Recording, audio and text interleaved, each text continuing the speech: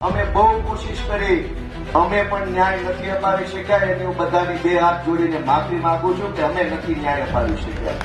અમરેલીની દીકરીને જે પટ્ટા માર્યા, હું એમ માનું છું આ સંબોધન આખા ગુજરાતને મારું.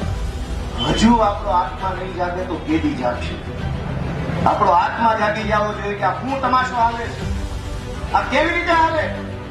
ગુંડાઓ, બુટલેગરો, માફિયાઓ, તોડબાજો, ડ્રગ્સ વાળા, દારૂ વાળા, રેતી વાળા બેફામ ફરે અને નિર્દોષ માણસને પોલીસ સ્ટેશનમાં માર મારે.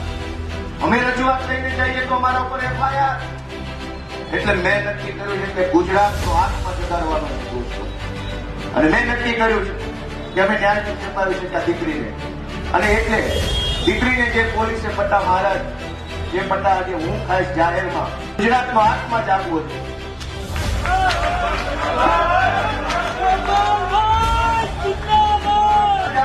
આત્માની અંદર લાગવું છે. દીકરીને પોલીસ કેવી રીતે પટ્ટા મારી શકે? દોસ્તો, આ સજા મને મળવી જોઈએ, આ સજા મને મળવી જોઈએ.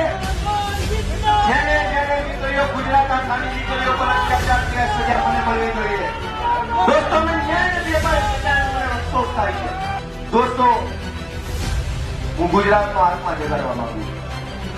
કોઈ અમને જિંદગીભર મત ન આપતા, અમને હરાવી દઈશું, પણ દીકરીઓને ન્યાય અપાવવા માટે